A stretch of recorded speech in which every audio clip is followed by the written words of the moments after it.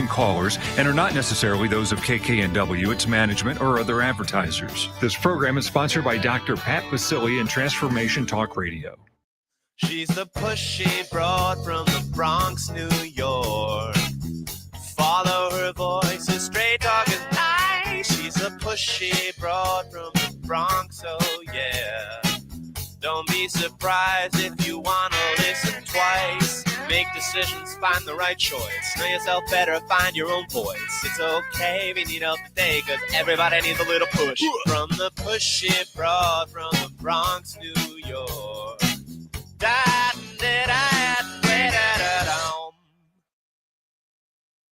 Welcome, Transformation Talk Network listeners. My name is Ellen Stewart, and I am the pushy broad from the Bronx. Welcome to my show, Recovery Recharged, where we share advice and support from experts in addiction and recovery. And today we have a special episode of Straight Talk.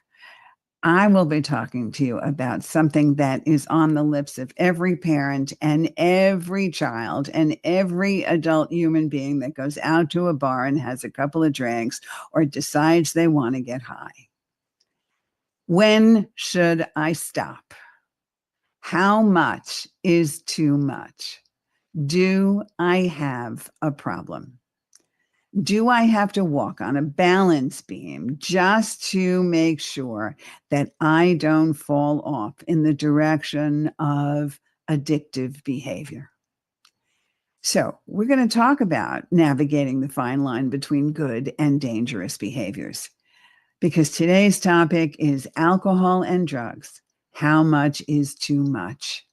Let's dive deep into the understanding between social use, abuse, and full-blown addiction. Where do you think you stand? I'm going to make this a call-in show today. So if you have questions, I want you to reach out. They're going to be completely anonymous. They'll go to our producer and it'll get to me through our producers as well. You don't have to say your name. You just ask a question and you will get it answered on the air. So I want you to call 800-930-2819 if you have a question and you want to know whether or not you're doing too many addictive substances. Okay, so our questions this morning come from a variety of people, come from viewers and listeners like you, and also come from previous clients of mine and emails that are sent to me at pushybroadfromthebronx.com asking me questions like this. Jessica, my producer, is going to hand me the question, and then we're going to delve into the answer. Good morning, Jessica. What's the first question? Good morning. The first one is, how do we define social use versus abuse? Yeah, that's the biggest thing. Okay, here it is. I'm going to make it really simple because sometimes it gets kind of complicated. And if you go to all of the medical journals, it gets even more complicated. So here it is. Social use is typically recreational and, here's the big word, occasional. Occasional. Often in situations like parties or gatherings, right? Which means you're not coming home every day at the end of the day and having a drink. Social use, occasionally, infrequently, once or twice a week. Okay? And it also is defined by quantity.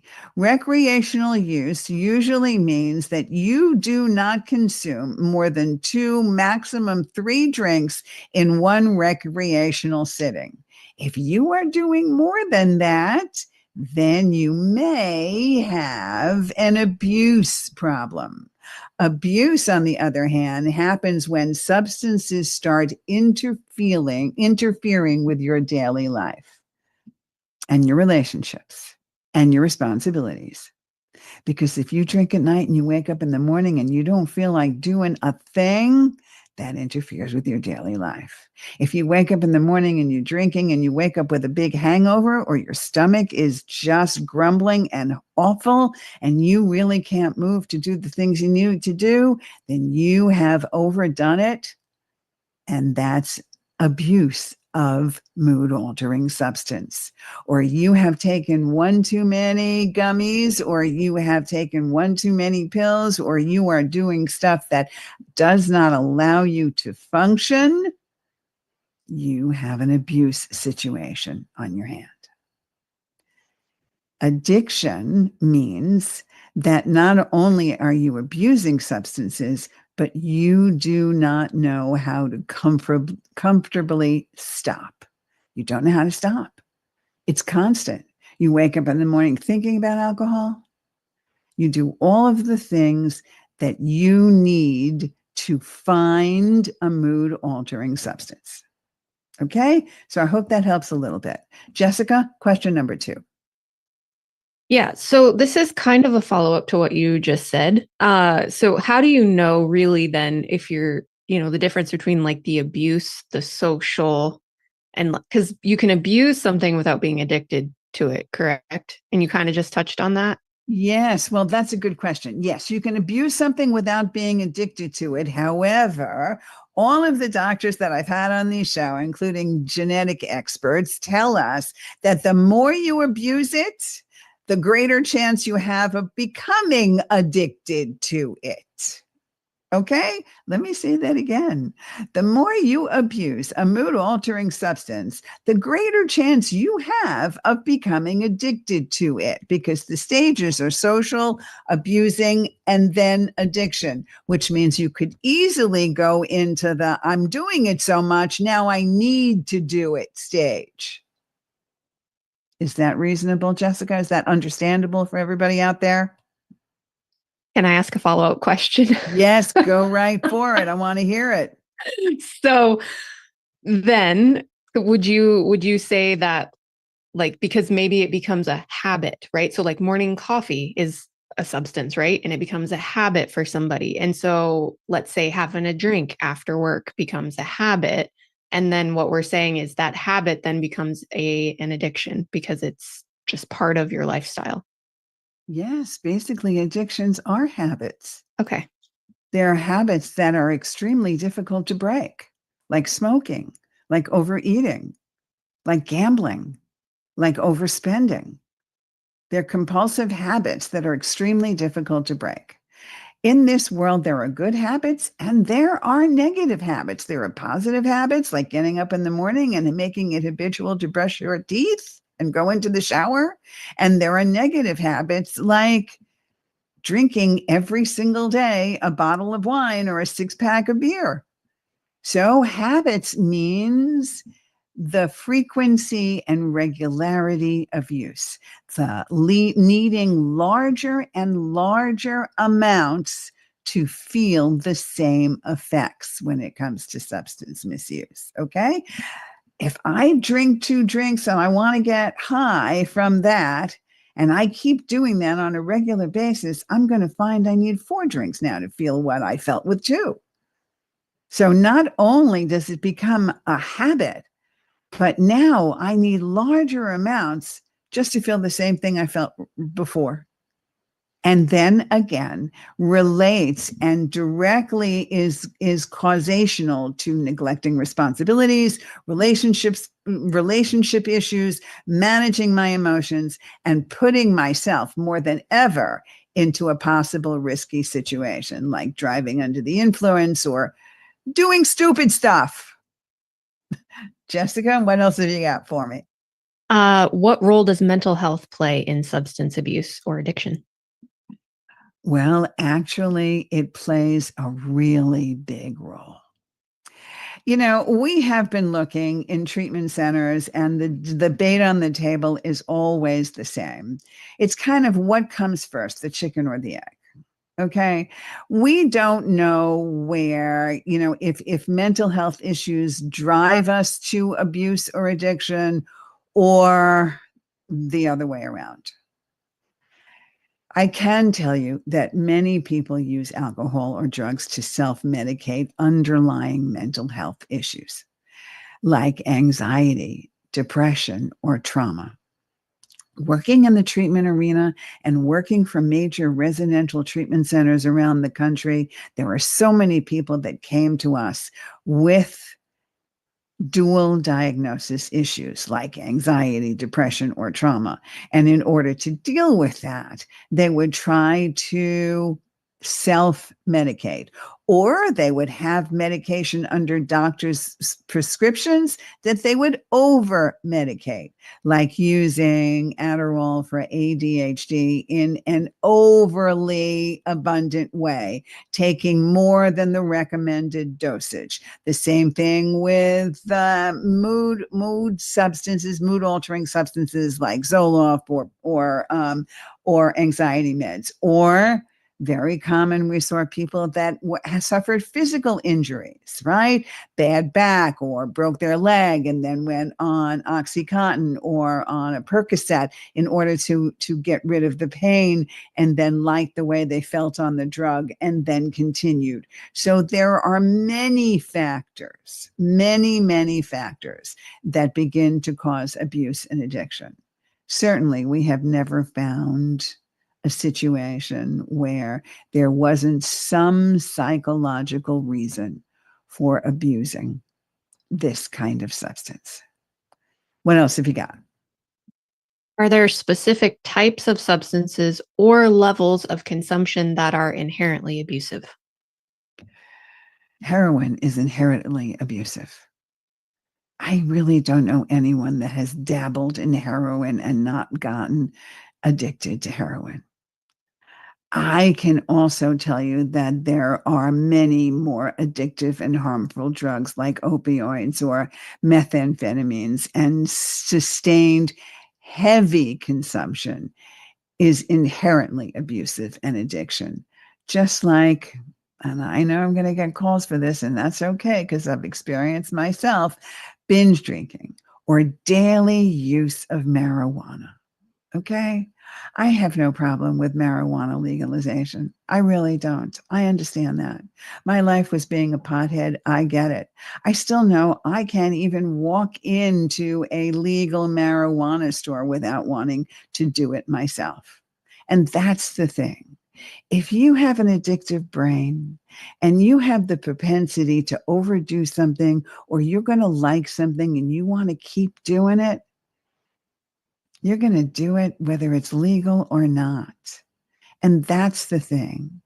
Having alcohol available to the world or not, having marijuana available to the world or not, is not going to stop an addict from wanting to do drugs.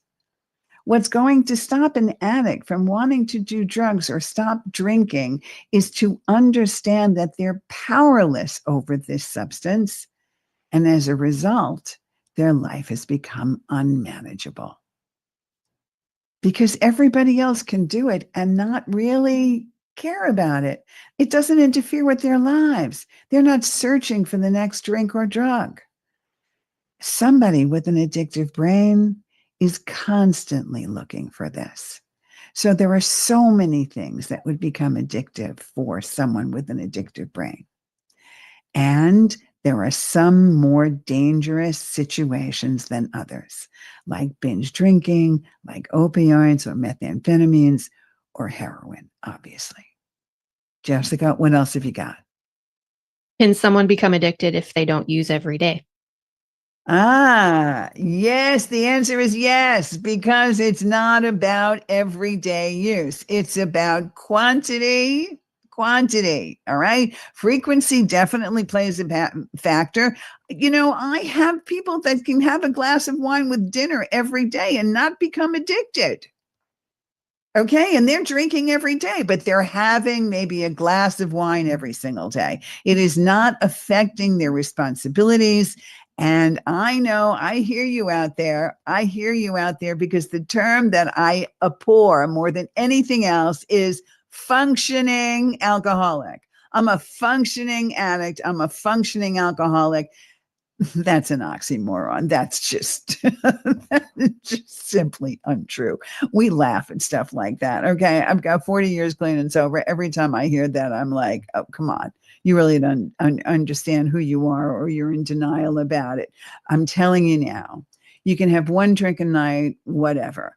According to the American Society of Addiction Medicine, it's 7 drinks a week for a woman, 9 drinks a week for a man, no more than that. I still think that's too much, but nevertheless, the whole idea is that if you are preoccupied with it, if you wake up in the morning thinking, I can't wait for that 5 o'clock drink, if at the end of the day you say, I have to end my night with something just to calm me down or to escape from the world, then you have an abuse problem. You're using a mood altering substance to cope with your reality.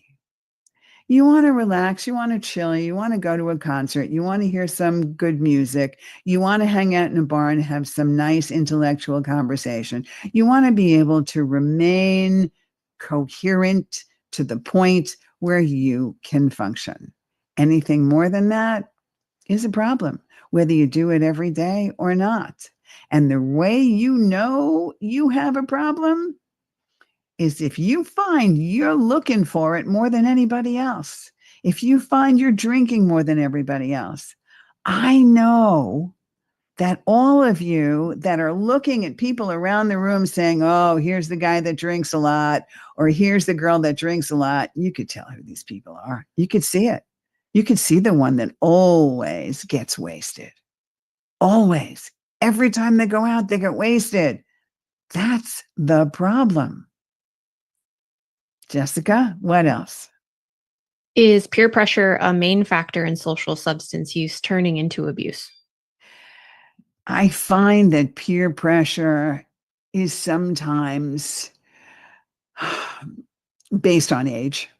I really do. I think college kids, the college generation makes it peer pressure kind of thing. I think, sororities and fraternities make it a peer pressure thing. I think young people make it a peer pressure thing, and that's very sad. I don't see it as much in older adults. What I see in older adults, and I mean older adults in their late 20s, 30s, 40s, is they don't want to look like the only one in the room that isn't drinking. Okay. In today's world, it's no stigma to say, I'm not drinking today, or drinking doesn't work for me.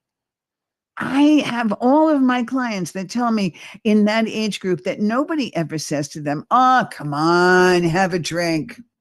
Nobody says that today. That's all in your head.